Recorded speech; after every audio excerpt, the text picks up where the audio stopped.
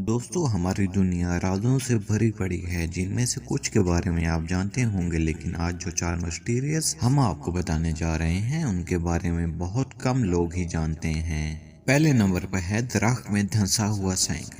یہ درخت جس میں ایک سینکل دھنسا ہوا ہے واشنگٹن کے ویسٹرن آئی لینڈ میں ہے۔ اس بڑے سے درخت میں 7 فٹ اوپر ایک زنگ لگا پرانا سینکل دھنسا ہوا ہے، صرف اگلا اور پچھلا ٹائر ہی دیکھا جا سکتا ہے۔ دیکھنے سے ایسا لگتا ہے کہ جیسے اس درخت نے سینکل کو کھانے کی کوشش کی ہے لیکن آدھا ہی کھا سکا۔ کوئی بھی نہیں جانتا کہ یہ سینکل اس درخت کے اندر کیسے چلی گئی۔ اس سینکل کو لے کر بہت سی کہانیاں ہیں، جن میں سے زیادہ مشہور یہ ہے کہ یہ سینکل ایک لڑکی کی تھی جو اس درخت کے پاس کھڑی کر کے جنگ کے لیے چلی گئی اور کبھی واپس نہیں آ سکی۔ ایک اور کہانی کے مطابق 1950 میں ایک شخص اپنی سینکل اس درخت کے ساتھ کھڑی کر کے اس لینڈ کو ہمیشہ کے لیے چھوڑ کر چلا گیا۔ دوسرے نمبر پر ہے 73 سالہ ٹریفک جیم۔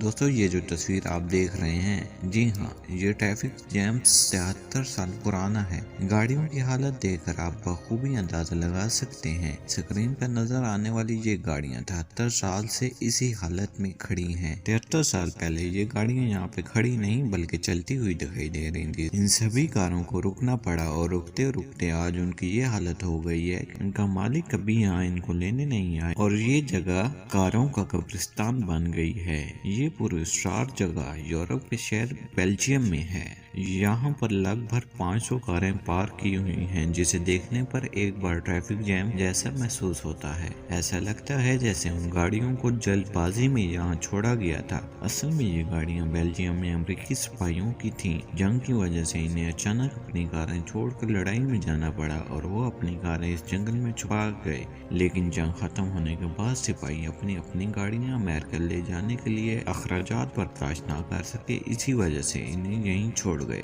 تیسرے نمبر پر ہم بات کریں گے پرتگال میں ہونے والی اینجل ہیئر کی بارش۔ 1959 میں پرتگال میں ایک دوپہر کو اچانک آسمان سے ریشمی دھاگوں کی طرح دیکھنے والی عجیب سی چیز کی بارش ہوئی۔ اس واقعے کو اینجل ہیئر رین کا نام دیا گیا۔ نیچے گرنے پر دیکھا گیا کہ یہ مکڑی کی جالیں جیسی ہیں۔ اس وقت بہت سے لوگوں نے اسے ایلین سے جوڑ دیا۔ اس کے بعد دنیا میں ایسی بارش اور جگہ بھی دیکھنے میں ملی، جیسے فن لینڈ اور کینیڈا۔ حیران کن بات یہ ہے کہ اس عجیب چیز کا کوئی سیمپل محفوظ نہیں کیا جا سکا، کیونکہ سیمپل سے پہلے ہی یہ چیز بھاپ بن کے اڑ گئی۔ چوتھے نمبر پر ہیں گمشدہ پلین 37 سالہ بعد لینڈ کر گیا۔ 1955 میں فلائٹ 914 نے 57 مسافروں کے ساتھ نیو یارک سے میامی کے لیے اڑان بھری، لیکن وہ جہاز کبھی میامی پہنچا ہی نہیں۔ 37 سال بعد 1992 میں اسی جہاز نے اچانک وینزولا ایئرپورٹ پر لینڈ کیا اور کنٹرول ٹاور کے ساتھ بات بھی کی۔